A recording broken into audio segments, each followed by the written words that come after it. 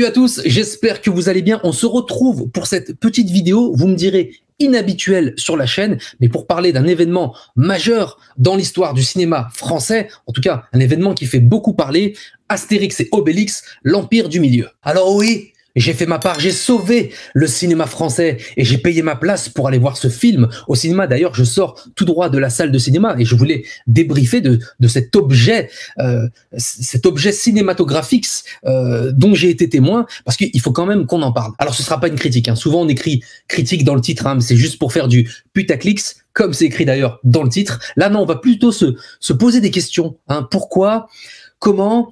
Merde les gars. Alors on peut sortir effectivement de cette séance un peu perplexe et se poser des questions, parce que on a tous assisté à la polémique de Guillaume Canet, hein, qui parlait justement de sauver le cinéma français, que si on n'allait pas voir un film comme ça, s'il ne marchait pas au box-office, s'il faisait pas d'entrée, eh bien ce serait dur de trouver des financements pour d'autres films. Alors il nous a fait une petite James Cameron, hein, parce que c'est vrai que James Cameron avait eu ce discours, hein, il avait dit que si son film ne marchait pas, ou si il rapportait pas à peu près 2 milliards, que ce serait difficile pour lui de faire la suite et qu'il fallait absolument que les gens aillent le voir en salle pour qu'il marche au box-office. Sauf que là, James Cameron, t'y vas, il te donne Avatar 2. Là, James Canet, tu regardes Astérix et Obélix. Que si ce film ne fonctionne pas, il y aura plus de films en France, en tout cas de budget français, en fait. Alors oui, bon, j'ai été le voir en VF, j'aurais peut-être dû aller le voir en VO pour mieux comprendre ce que je regardais. Mais alors j'aimerais qu'on soit un petit peu honnête, qu'on se pose les bonnes questions et qu'on revienne à la source et à ce qu'a déclaré effectivement Guillaume Canet dans les médias. Comme il l'a dit clairement, son rêve, ça a jamais été de réaliser un film de BD, de réaliser un film d'Astérix. Alors c'est vrai que quand on lui a posé le projet sur la table, on lui a décrit ça comme une fresh tech, tu vois, un nouveau souffle avec une épopée en Chine comme ça, avec des batailles. Et lui, il a pensé Choyark, il a pensé, tu vois, Ang Lee, Tigre et Dragon. Je lis les 20 pages et là, je me dis, ouais, il y a vraiment un truc hyper cool à faire. Moi, j'étais fan un peu du cinéma asiatique, de Tsuyark, de Ang Lee, de tout ça. Je me suis dit, putain, je vais pouvoir faire des combats au câble avec des trucs de fou, des grandes batailles et tout. Sauf que bon, on en est quand même très très loin, voire à des milliers d'années-lumière. Et d'ailleurs, il le dit aussi, il se voyait pas jouer Astérix. Lui, il se voyait déjà comme quelqu'un qui allait réaliser un film à très gros budget, parce qu'on parle de 65 millions d'euros. On y reviendra aussi.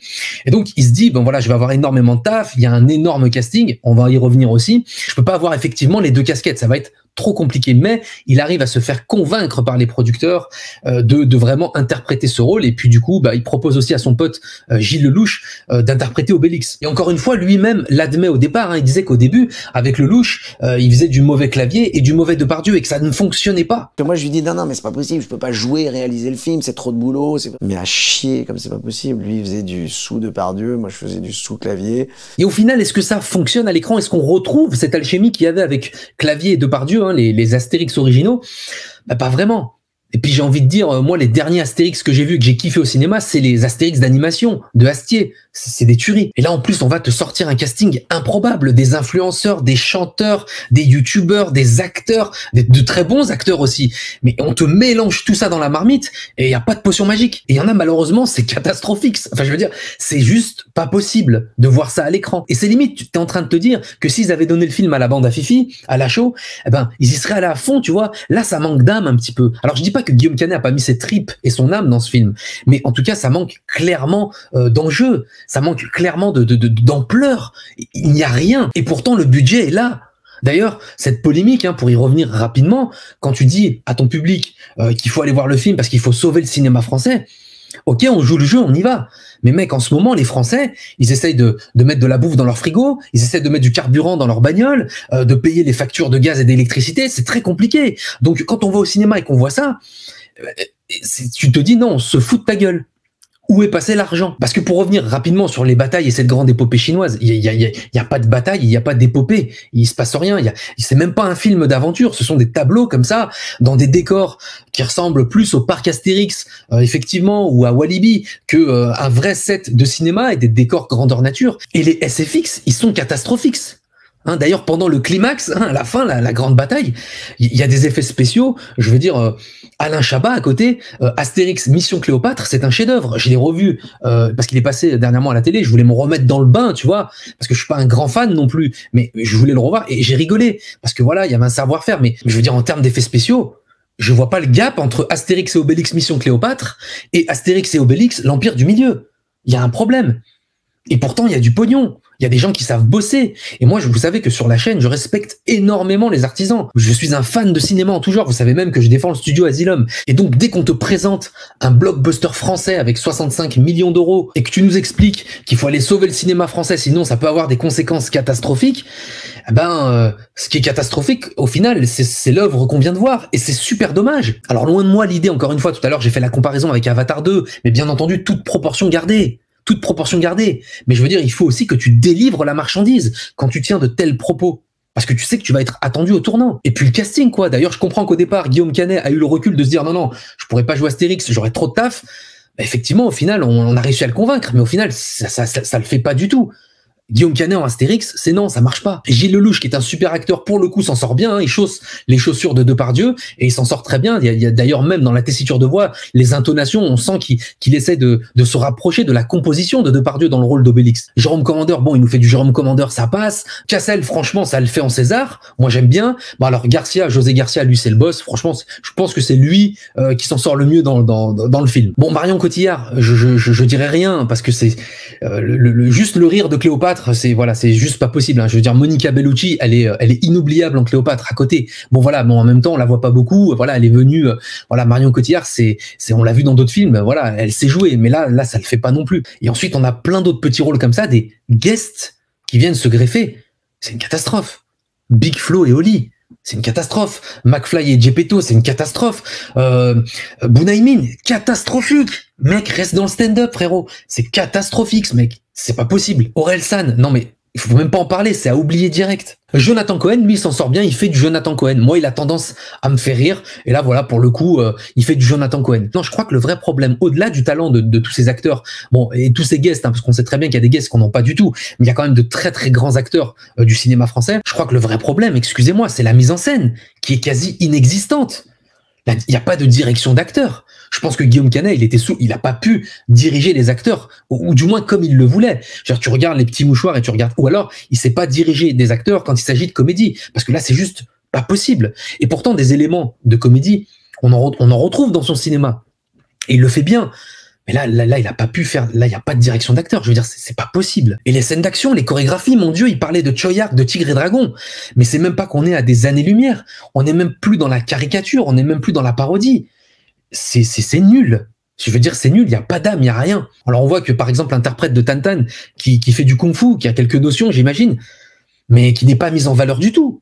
Il n'y a rien. C'est lent. C'est nul, on n'y croit pas une seule seconde. Et Julie Chen, qui joue le rôle de la princesse, hein, l'actrice principale, hein, on sent qu'elle n'est pas actrice, quoi. C'est très compliqué, vraiment. Et la photographie du film, alors voilà, je veux pas tirer sur l'ambulance ou sur le chef-op ou sur quoi que ce soit. Mais là, effectivement, apparemment, ils avaient de grands costumes, de vrais cheveux, du vrai cuir. Enfin voilà, c'était de la broderie, tout ça et tout. Mais il y a rien de mise en valeur. On dirait des mauvais cosplays. Alors qu'apparemment, il y avait du budget là-dedans, tu vois. Mais c'est même pas mis en valeur. C'est ça qui est catastrophique, en fait, quand tu regardes cette œuvre. Donc, du coup, quand on parle de direction artistique, tu te rends compte qu'ils ont même pas mis les chances de leur côté. Parce qu'apparemment, il y avait le matos et il y avait le budget. Mais le budget, est-ce qu'on en parle? Parce que quand on te dit 65 millions d'euros et que tu regardes le film, tu te dis, bon, c'est un film à peut-être, allez, 30 millions d'euros. Et le reste, c'est quoi? C'est des cachets? Qu'est-ce qui s'est passé? Parce que les gars, quand même, faut pas déconner. Il est où l'argent? On veut le voir transpirer à l'écran. C'est juste ça qu'on demande. Parce que, tu vois, la place de ciné, elle augmente chaque année. Tu vois ce que je veux dire? Les gens vont au cinéma, il y a l'inflation tout le temps, mais on y va. Parce qu'on soutient le cinéma français. En plus, Astérix Obélix, Guillaume Canet le dit très bien, c'est un peu notre Marvel. Il le dit dans Marvel à toute proportion gardée. Mais voilà, si on n'arrive pas à prendre nos propres personnages et à les magnifier, c'est qu'il faut vraiment qu'on se regarde à un moment donné, qu'on arrive aussi à se regarder et à prendre un peu de recul. Et je crois que le pire, et à la rigueur, tu te dis, bon, tu regardes le truc, ça fait un peu cheapos, à la rigueur, voilà, bon, voilà. Mais je crois que le pire, c'est les blagues. Je veux dire, je vais vous spoiler une blague, je vais vous spoiler quelques blagues comme ça pour que vous vous rendiez compte, mais je veux dire, je vais vous les spoiler parce que elles vont pas rentrer non plus dans l'histoire des meilleures blagues du cinéma français. Bon, à un moment donné, on est dans un souk en Chine, bon, pourquoi pas, puis t'as la princesse comme ça qui voilà, c'est la première fois qu'elle fait le marché, tout ça, puis elle tombe sur une paire de tongs, et puis elle fait, ce sont des vrais Louboutix? Je me suis retourné, à côté de moi, il y avait un gamin, il s'est retourné, il m'a regardé, Il a même pas rigolé, miskin. Et c'est que ça tout le long. À un moment donné, t'as César qui va dire ne raconte pas de salade à César. Voilà, ou alors tiens, vous connaissez pas Titanic? Avec lui, vous risquez pas de faire naufrage. Et sans parler des sobriquets, hein, des pseudos, hein, Antivirus, Abribus, Dancing Queen. Non, c'est vrai, il faut le dire, ça ne rigolait pas dans la salle. Et quand je demande autour de moi ou que je regarde les critiques sur YouTube, effectivement, il y a peu de gens qui rigolent dans la salle. Et même quand il y a des enfants. C'est-à-dire, ils ont même pas la rêve, tu vois ce que je veux dire. Et puis l'histoire en plus, c'est pas passionnant, le triangle amoureux, Jonathan Cohen, Guillaume Canet qui sont amoureux de la princesse. À la fin, ça devient un quatuor amoureux avec le prince de la K-pop, les cheveux longs, on dirait le chevalier de la Vierge dans les chevaliers du Zodiaque. Mais c'est franchement, c'est pas terrible. Donc voilà, c'est vraiment se poser des questions, hein, parce que je pense que Guillaume Canet, il a été pris là-dedans, hein, qu'on l'a convaincu. Et puis effectivement, voilà, il y a le budget colossal, il y a l'argent, c'est normal, voilà, ça joue. Mais au final, ça ne se voit pas à l'écran et c'est dommage parce qu'il y a de vrais talents à l'écran. Il y en a d'autres qui n'en sont pas du tout et ils seront vite oubliés, mais c'est pas grave. Mais quand même, il faut que ça tienne la route à un moment donné. Et voilà, j'ai même pas rigolé, j'ai souri au mieux au détour de 2 répliques. Mais ça s'est arrêté là. Mais j'ai quand même, voilà, j'ai pris ma bagnole, j'ai été au cinéma, j'ai payé ma place, je me suis installé, j'ai dit allez go, on y va. Donc voilà, bah écoutez les amis, c'était ma critique putaclic de Astérix et Obélix, l'Empire du Milieu, mais quand même, allez le voir au cinéma, peut-être que vous allez passer un bon moment, peut-être que ça va vous détendre, peut-être que vous allez rigoler, mais si c'est pas le cas, en tout cas j'espère que cette vidéo vous aura aidé un petit peu humblement à comprendre pourquoi. Quant à moi, je vous remercie d'avoir regardé cette vidéo, si elle vous a plu, ben vous mettez un petit pouce, vous vous abonnez, vous activez la cloche, et je vous dis à très vite pour de nouvelles aventures. Ciao.